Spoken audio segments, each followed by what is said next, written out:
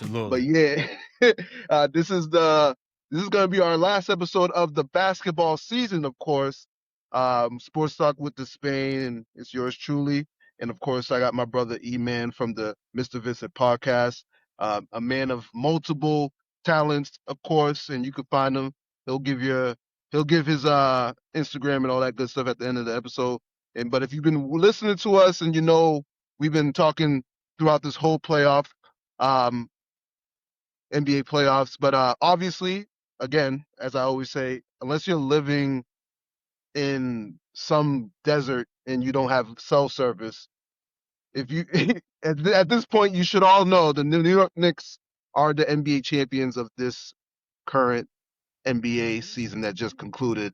Um, I believe I chose them in 6. I can't even remember. I can't recall if I think you picked the Spurs.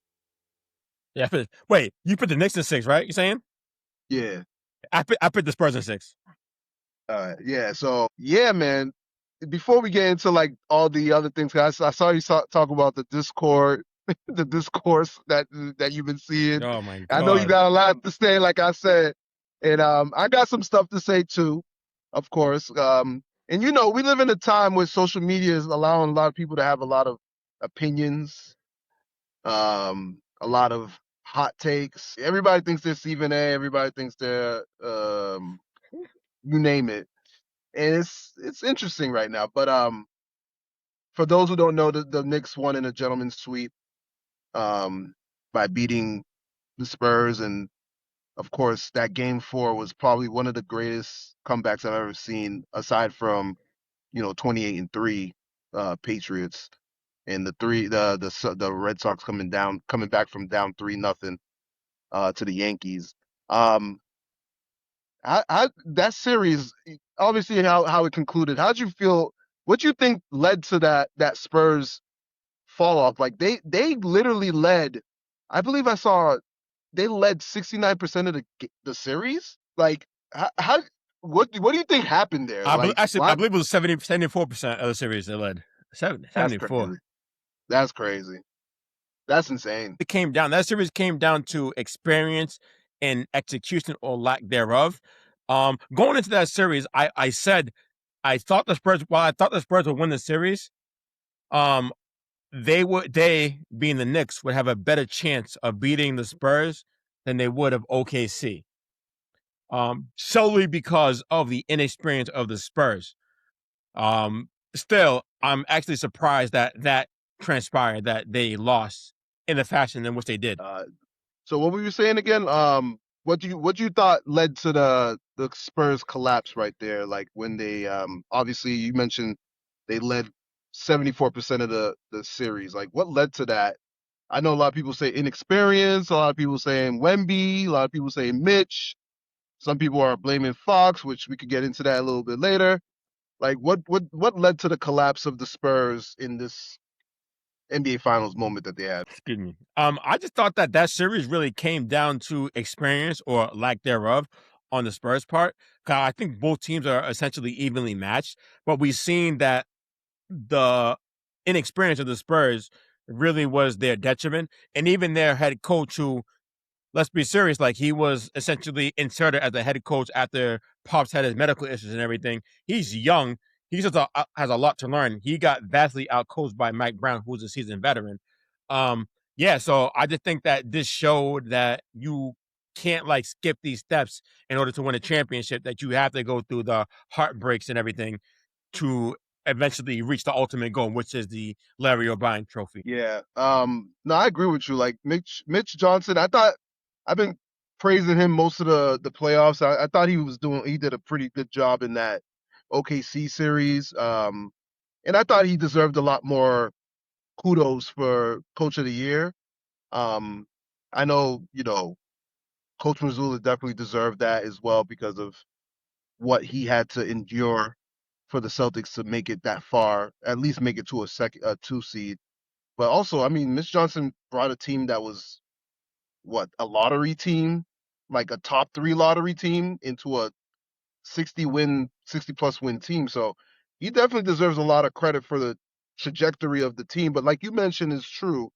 Like you got to go through all those moments. Like we've seen all the greatest players of all time go through situations. Maybe people, Magic Johnson is the anomaly there. Like he stepped right into the NBA and immediately made it to a NBA title, but he had one of the greatest scorers of all time on his team, Kareem Abdul-Jabbar, and that's generally how it would go. You have that savvy veteran and a bunch of teammates that have been in the situations before. That takes a lot of pressure off of you. But uh, for Wemby, I know a lot of people are blaming him too as well. He missed some clutch free throws. But I think you know the expectation's so high on him. But it's also like unfair to sit there and expect a 22-year-old who obviously we know he's 7'4", 7'5", who could do a lot of crazy things athletically. It's unrealistic to have that expectation for him to think that just because he has this physique, he should be dominating at all time. He still has a long ways to go, and hopefully he has a long career in NBA. But this also comes to show this is what we did to LeBron James when he went to that finals in 2007. He was already deemed as this chosen one, whether it was him choosing himself as that or the media. And then once he lost and got swept, everybody was like down on him. You know what I'm saying? Like, oh, I don't think he can do it. Like and now we can't even we still can't stand him. Well, not we, but most people can't stand him because he took the power that he had to influence his franchises that he was part of to bring his peers that will help him win. You can't have it. It sucks. You you can't have it either way. Whether you get ridiculed for growing something or you're gonna get ridiculed for building something. You know what I'm saying? At the end of the day, nobody's gonna celebrate you. It feels like. And then even now, with Brunson sacrificing the money and also being who he is, it's still people are still either building up those discourse like you mentioned with like all these, he's better than this, he's better than that, or some people are still just not impressed. They're like, oh well, he had these guys, he had Cat, he had OG, he had this, he had that. It doesn't matter. We've seen this story before. Like I get it, man. I hear why everybody's like on some weird side of the fence or moving the goalpost too much to the right or too much to the left. Like, I just, I think my whole rant is this, like, I feel like we decide to crown people too soon and then we get upset because it's being built up. Like, we have to understand as a people now, we're the ones building narratives nowadays because of social media. The media is Yep. watching what we say. They see what you and I talk about on Twitter, and they're like, "Yes, let's talk about this on First Take." Or let's talk about this on my popular podcast. You feel me? Like that's the reason why it's happening. It's not happening just cause. It's happening because they know what people are talking about at the water cooler. Nah, I agree 100% and everything that you're saying. Yeah, social media does play a big part on what is being discussed on various media outlet, whether it's debate shows, podcasts, or even in traditional print media and everything. So it's just the world that we're living in right now. Um, yeah, but like I said, yeah, I don't honestly don't even think that the Spurs, while I'm not taking anything away from them, I don't think that they were the best team in the Western Conference. I do really think that if OKC was whole, having J Dub and AJ Mitchell, they would have represented the Western Conference in the finals and everything. But it is what it is. Like injuries are a part of the game, even more so now than ever, just due to the pace and space and everything, the constant ball movement, the speed of the game, having to close out on shooters, having to chase guys off the free throw line consistently. Oh, chase guys off the 3-point line rather consistently. Just the new NBA that we're living in. So I think that as we move forward, as long as the game's played the way that it is, we're going to see injuries play a big role in the outcome of series and potentially finals and everything. Yeah, which is true because we've seen it even last season where Halliburton three people tore their Achilles in three superstar players tore their Achilles in a playoff run. Lillard, Tatum, and Halliburton. Which, some people could argue if at least two of those three guys were healthy, their teams would have went a little bit further. And then we could also add Giannis into this, which we'll talk about him a little bit later. We could also add Giannis into this, where he strained his calf like during he missed I think the first few games due to a strained calf. So it's like, yeah, it's there's a lot of wear and tear in some of these players, and it's happening more often than none. And we have to also remember some of these guys are closer to 30 than they are to 20, so it's gonna happen. But yeah, yeah, it's it is getting a little out of hand. Um, but first and foremost, at the end of the day, we have to congratulate the New York Knicks for winning the championship, because that's what they did. They they kicked everybody's ass. Whether you want to discredit them or not, it doesn't matter if you came back from down 30 or came back from being down by two with a minute left. You still won the damn game. Winning the game is the Yeah. goal. Winning the series is the goal. It doesn't matter how you got it. Like, I know Brunson started that series really cold from the field, but he still willed his team in the sense of like, not because his whole thing is he's not a guy who gives up on himself. He works really hard at what he does, his craft, his footwork. He's obviously not a good defender, but he stays in the game. Like, he didn't force himself out of the game by getting destroyed off the dribble, and you know what I'm saying, getting into foul trouble too often. And that's how you lead. Like, sometimes you have to lead by example by doing that stuff. But um and they had their parade today, so congratulations to them. And I'm not gonna take that away from their fans. I don't know a lot of Knicks fans, so I probably can feel a little bit different with that. I don't know about you. You probably do know some quite a few Knicks fans out there. Um I Hey man, enjoy your chip, man. You never know when you're gonna see another one. Um, you're a Lakers fan. You've been fortunate to see quite a few in your lifetime.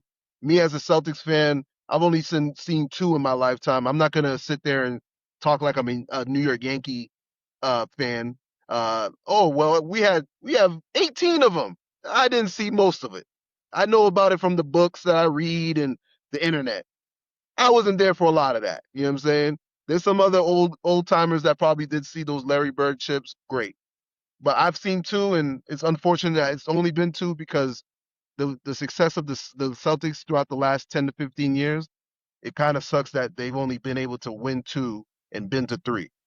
You know what I'm saying? So I give it to to those teams that have been able to build dynasties or finally get over the hump and win a championship finally.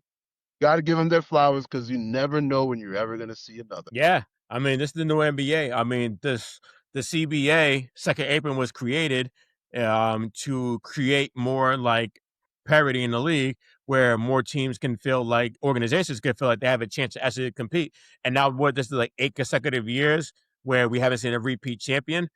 This is what the league wanted, and this is what we got now, with the New York Knicks being the latest team to break through and catch the Larry O'Brien Trophy. Yeah, do I think it's great for the league? I don't know. It's good though. I guess that there are multiple teams that the teams that can think that they every year that they have a legit chance to win a championship. But then again, there's the era of with dynasties such as like the Bulls in the '90s, the Warriors in the 2010s, that just captivated the league. That dynasties that helped like some of like the best ratings we've seen in NBA Finals history between the Bulls and the Warriors. I'm sure even the Kobe Bron, I said Kobe Bron, the Kobe Shaq Lakers in the early 2000s, that had to have high ratings as well too, just because of the fact that it's LA, the second biggest media market, dominant team, two big personalities and everything in LA. I'm sure that grew high ratings as well too. So part of me just thinks like, is it really better off with its parody than the Dynasty era? I don't know. It's still early in this parody era that I want to see how this is gonna play out for the next several seasons. Yeah, I mean, I it's we'll see. We'll be starting to see if it really is good for the league. in the next.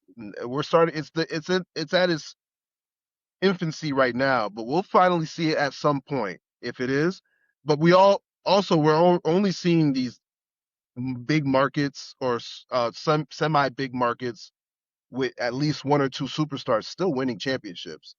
If we look back at the last 8, those were not teams that just were that wasn't Memphis, it wasn't Utah, it wasn't the Clippers, even though the Clippers were spending money still. You know what I'm saying? It wasn't, you know what I'm saying? It wasn't like these teams that we never see win championships anyways. You know, Charlotte just made it to a play-in. So it's not really helping a lot of teams yet. But we will see, like you said, like, is it really gonna be a benefit for how the league is trying to be more evened out?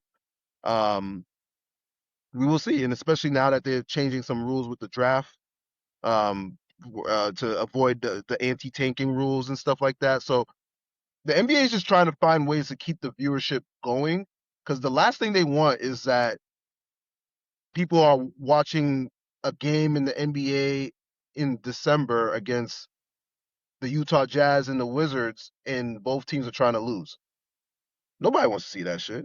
They want to see teams compete, spend money, and make it more competitive, because that's the reason why teams like the Celtics, teams like the Lakers, teams like Houston, those type of teams were moving along on top of the standings because they were fortunate enough to just beat up on all these other teams that didn't give a goddamn about the season.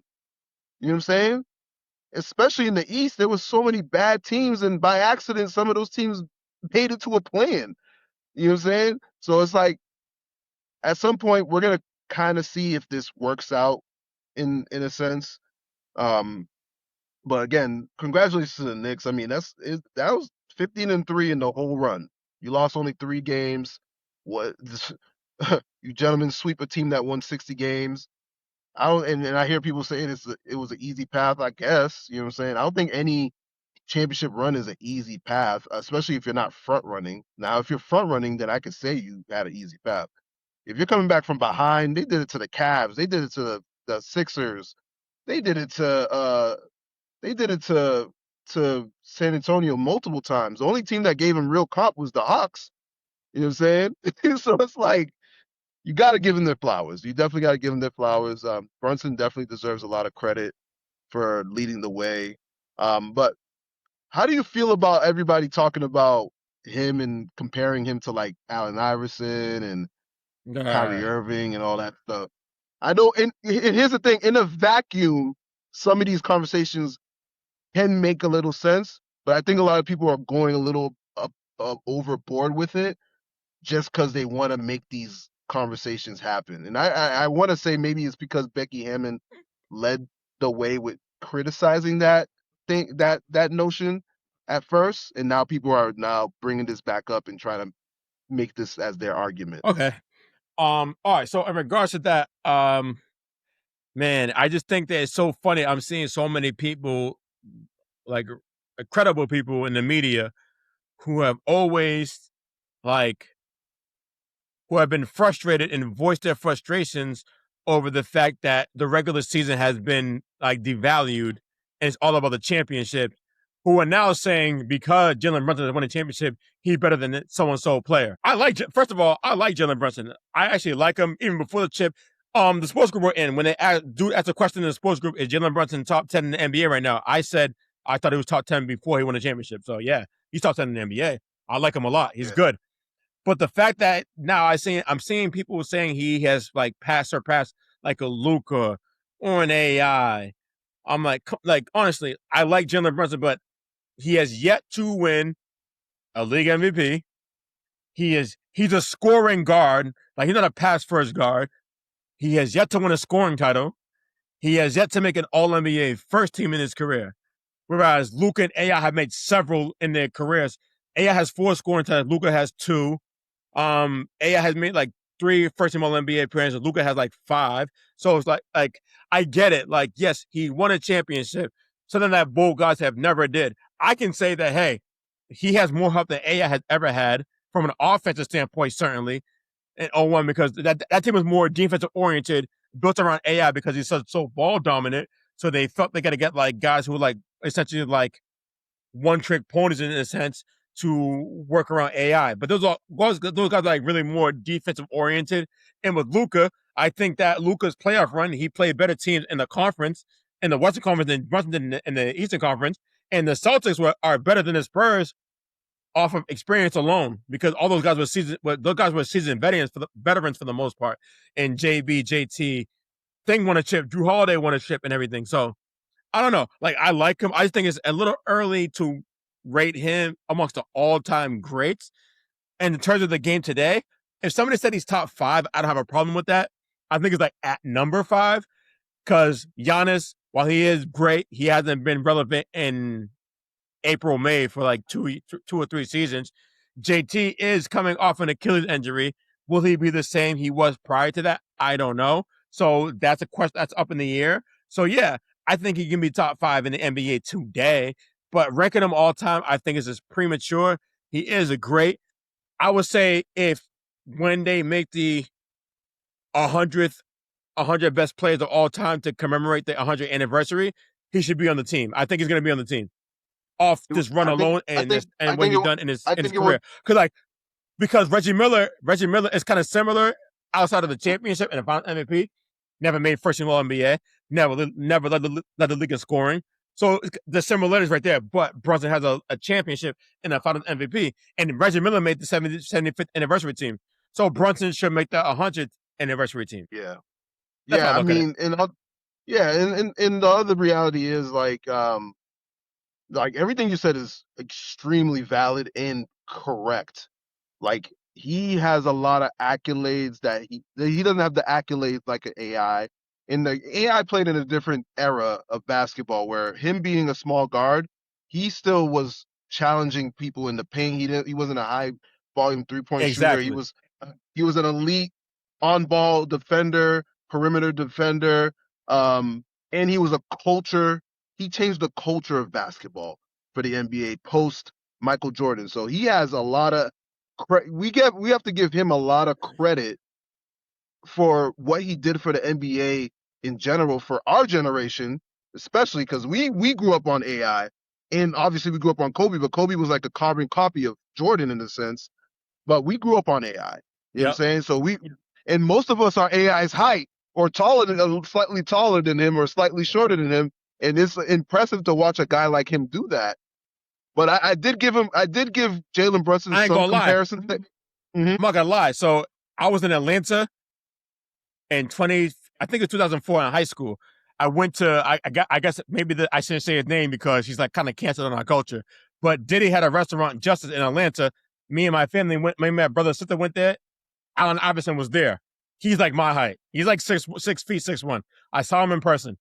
I'm like, that's crazy. This guy's like my height, and he's in the league against bigs, like going to the paint, averaging 30. Like, what the? How does he do this night in, night out? I saw him in person before, so I just want to say that. Like, I seen AI in person. Yeah. He's like 6'1", 6'2", leading the league in scoring 4 times in his career.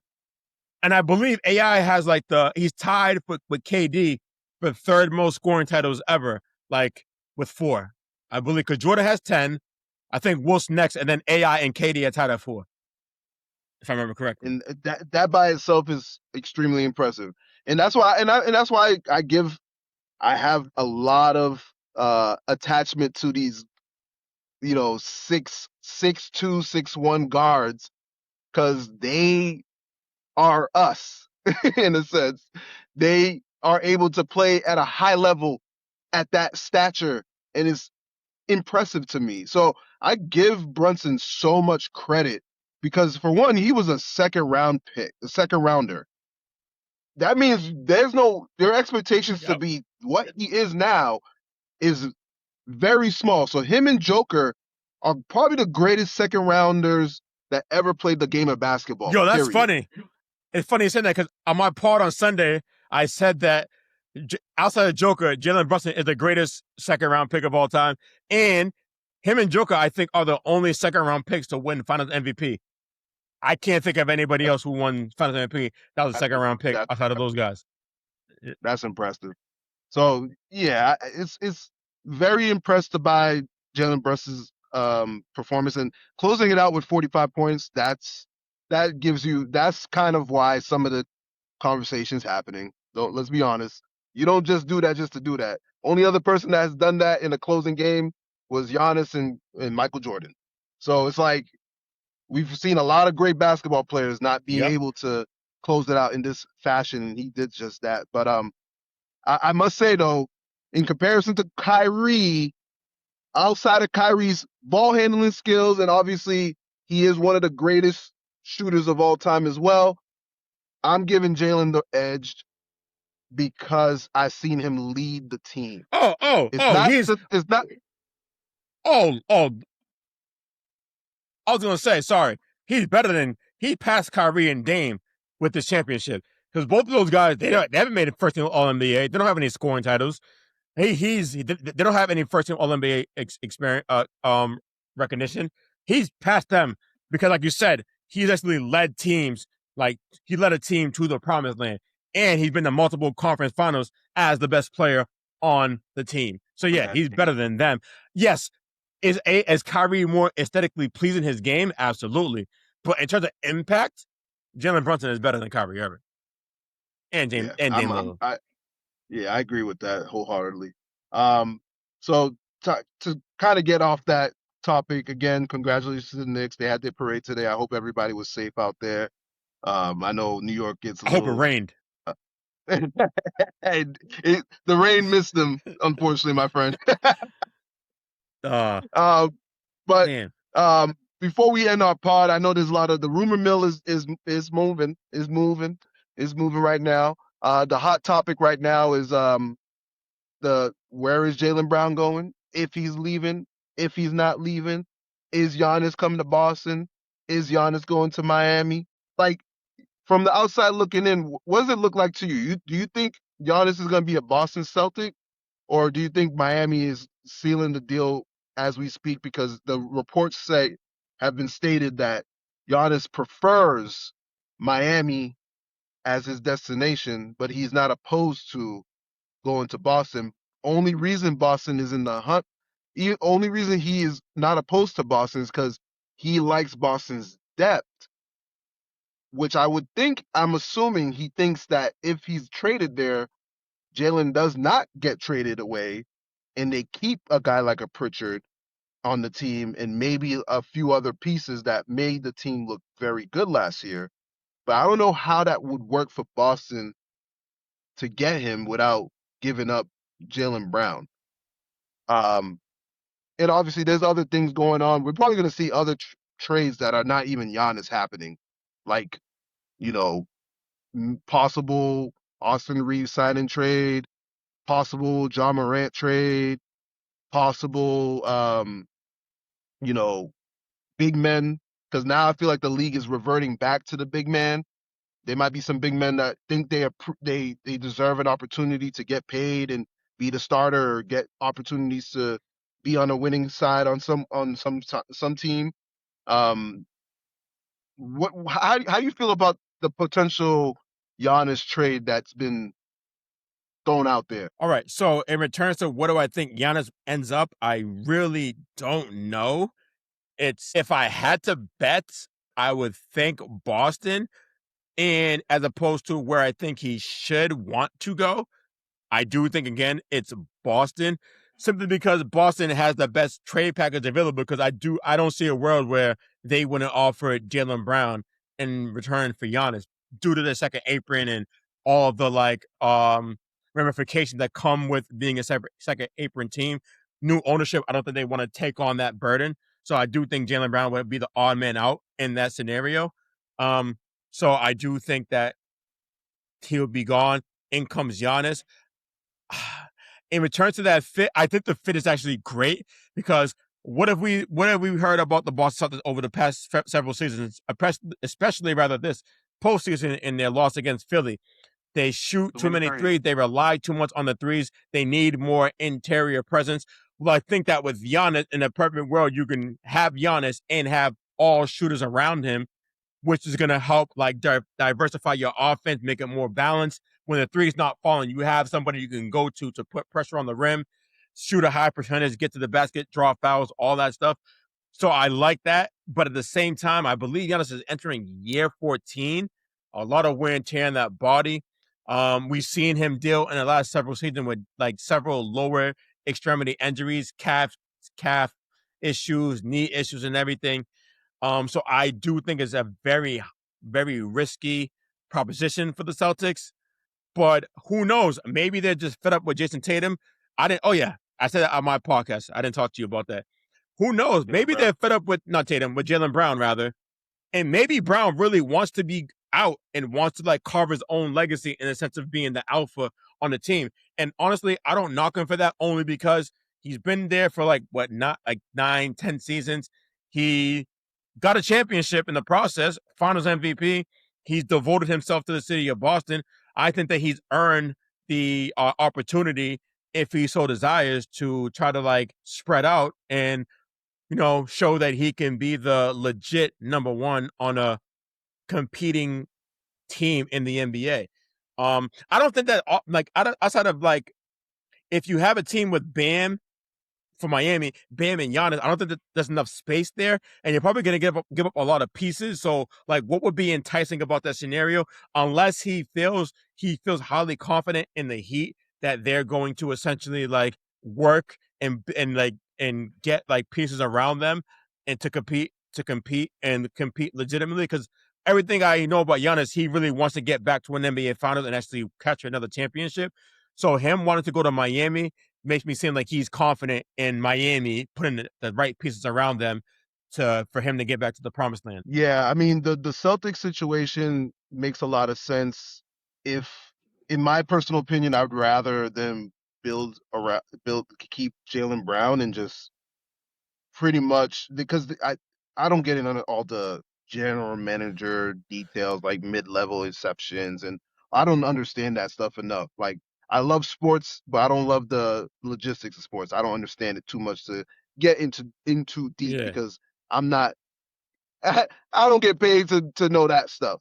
There's other people out there. You can find their pods or their national TV station. You could hear them talk about it. But otherwise, if they can make it work where they could have all three of those guys, which I think they can, and trade Derek White and a few of those young guys, they could still get. The team needs veterans, including the young veterans they already have. They don't really need. I feel like getting the Giannis and then keeping Derek White. Now Derek White is still going to be your third option, where I think he's better as your fourth. Um, and then on top of that, I don't think Jason Tatum he's a good. I think he'll be good with the ball, but Giannis is a player that takes the ball up himself all the time. Yeah. So now you're expecting Giannis to delegate to Tatum. And if I'm Jason Tatum and I'm gonna lose the guy I pretty much grew up with in this franchise, and I'm gonna replace him with a guy who's ultimately gonna be above me, I don't know how I feel about that. So that's one thing that crossed my mind with this, but the only reason in my head I see the Miami thing making sense for Giannis, and it's not to say that I want him to go to Miami. I don't really see him. I don't understand the path for the guy right now. Like, he's getting older. He's better off maybe going on a team with, for example, someone like Luka, who's I just seen a report stating that he's kind of like, pushing for the Lakers to get a big that's elite or somewhat elite as far as like how they play on around the rim. Um, I could see him playing with a Luka Doncic. Like, that would be, you know, that's truly Hollywood story right there. But him going to Miami only makes sense for him because he knows for sure he is the top dog there. He knows for sure the stability that Pat Riley establishes in that franchise is what he would prefer anyways. Spo's a great coach, and Miami would be giving up Hero, uh, Nikola Jovic, I think the other big man, Ware, and maybe Oh yeah, Kilo Yaquez, Weir, yeah. Yami Yaquez. So be it. I think Miami's the type of team. they like to develop players, and they know that's a free agent hotspot anyways. They'll find a way to get guys to build around Giannis if they brought him there. And they would be a tough defensive team at that with him and Bam. That would be tough to deal with that in the Eastern Conference. But I don't think either place is a bad location for him, but again, I feel like he's better suited to be with a if he's gonna be someone's 1B, he's better suited with a player like Luka, in my opinion. You know what I'm saying? Like or Ant Davis. I'm sorry, Ant Edwards, I should say. Or maybe even if Ant Davis left the Wizards, if you want to play with Trey over in Washington and build that fucking franchise up, because I know he loves his ego he likes to stroke his ego big time. You know what I'm saying? Giannis is a guy who loves the attention. We know that now. The American side of him is showing. He's on commercials constantly right now. So I don't know. It's gonna be interesting to see how the whole Giannis thing goes about, man. I'll be excited because that's the coolest thing about the NBA, in my opinion. Like when the offseason kicks in, apron or not, there's always some type of offseason drama with like free agency and the trades, and the draft is happening next week, I should say. Um, so I'm excited to see how this goes for all these franchises that are trying to improve because it's wide open. The league is wide open. Anybody's opportunity right now to win. There's not one team other than maybe OKC, and I guess you could say San Antonio, that give you a feel of a potential dynasty down the road. So it's anybody's game. Is anybody's game right now? Is anybody's opportunity right now to win now instead of waiting, 2-3 years from now? Okay, so let me get this straight. So you being a Celtics fan, you would embrace Giannis being traded for the team as long as you keep JB and JT in the process. Is that right? Correct. That would be my preference. Okay. And here's the thing. Here's the thing. I would prefer it in the sense of like, let's see if it works type of shit. And if it doesn't, you could trade Brown. I don't think he's gonna fall off too much. You know what I'm saying? And also you have to keep in mind, you know what I'm saying? I think for someone like him, he's been like you've been mentioning, like you mentioned it a few minutes ago. He's stepped up a lot, and I think he's hitting his prime now because he hasn't always been the top dog on the team. He had to wait for his opportunity to be a starter after year two, because you thought, keep in mind, year two he didn't start until there was an injury late in the season. It was Tatum that started, so he had to wait till year three to actually show the league who is Jalen Brown. And now that he knows how good he is and how he was able to lead a team, give him an opportunity to stick it through and just continue to play here. He's good for the team.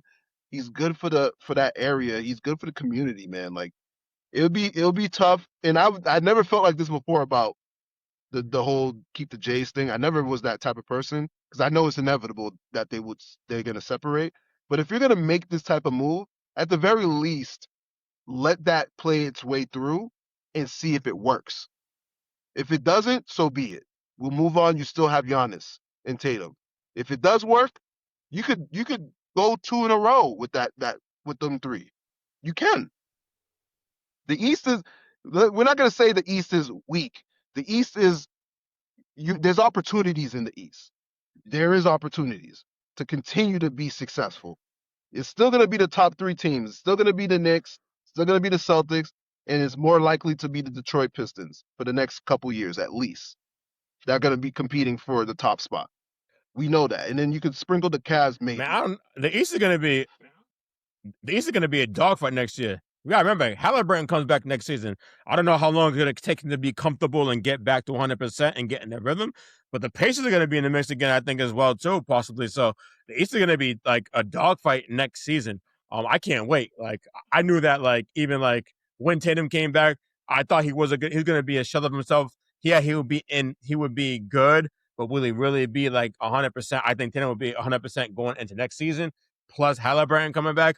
I can't wait for the East. It's going to be a dogfight. So I don't know, like this is why I think like I'm not even sure the Knicks will get back to the conference finals, because outside of OKC, every defending champion since 2019 hasn't gotten to a conference finals, let alone an NBA finals. So history says the Knicks won't even get back to the conference finals next season. Yeah, I don't think the Knicks will repeat. I mean, it's gonna be really hard for them to do that because they definitely sacrifice a lot. Shit, we heard that the owner telling them to go on a 10-week abstinence, damn near, in order for them to get to this Jesus point to win a Christ. championship.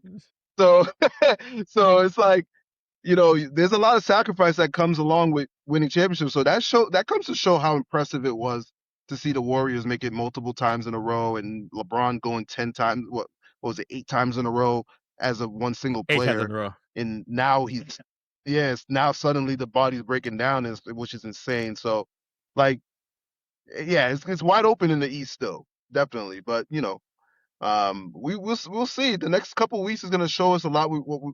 A lot of what we don't know, and a lot of what we do know about the NBA. But besides that, the NBA has concluded. We will definitely link up.